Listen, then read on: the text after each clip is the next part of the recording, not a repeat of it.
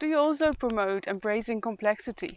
You probably do, since you also realize that we're living in a complex world and that our nonlinear models don't work anymore.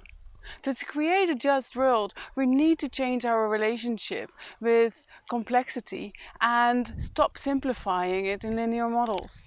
However, that's easier said than done. You may also find resistance when you want to talk about complexity when you look at the current challenges that we're facing. We often experience complex situations as intimidating and difficult to navigate. It's something that our brain and our nervous system doesn't like. So therefore, we don't really want to talk about it, and we rather put it into linear models because that's something that we can understand. So in this video, I will explain more about how that actually works inside of us, and also I'll give you a small tool that you can use to make it a little bit easier.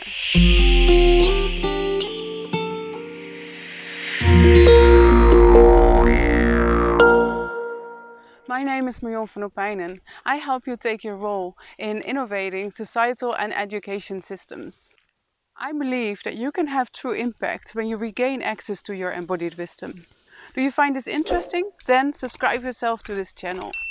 Just take a minute to recall a situation that was uncertain for you, and most likely that you started looking for the structures and patterns in that situation. Like, for example, if I want to buy a house, I try to make sense out of the market and to really understand it so that I have a perception of taking a decision on a certain situation. Because we don't like uncertainty. Uncertainty gives us stress and a very uncomfortable feeling. Our brain is wired to eliminate all that creates uncertainty. It experiences uncertain situations as threatening and unsafe. The less uncertainty there is, the more it can relax.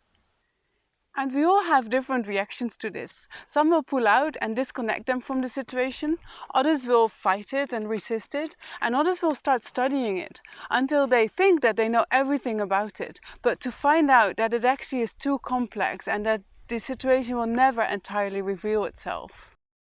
Our brain is wired to eliminate everything that creates uncertainty.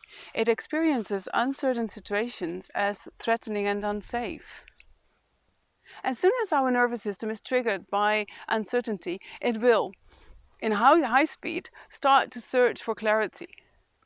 And we pretend to know how to go from A to B to C if we follow linear models. And this gives us a perception of feeling safe because we know the structures and the patterns.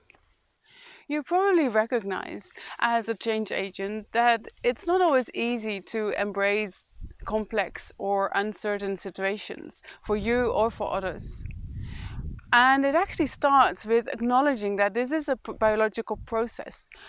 And by giving words to this process and to giving words that this is actually going on inside of us, it also gives us unconscious permission to be in this state of uncertainty.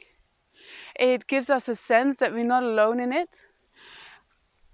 And that makes it easier and makes it a safer place and will open space for conversation. So how do you embrace complexity and uncertainty?